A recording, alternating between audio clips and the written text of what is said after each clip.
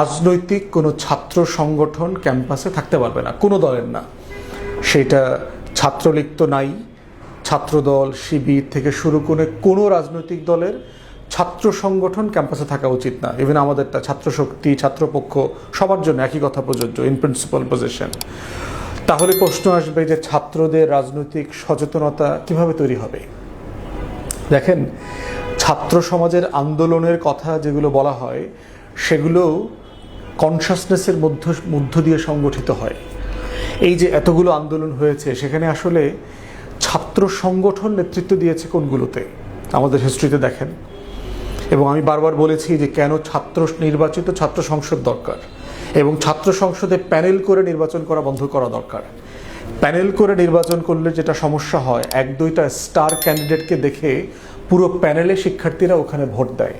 প্রত্যেকটা সম্পাদকীয় পদে আলাদা করে তার মেধা, যোগ্যতা এগুলো বিবেচনা করা যায় না।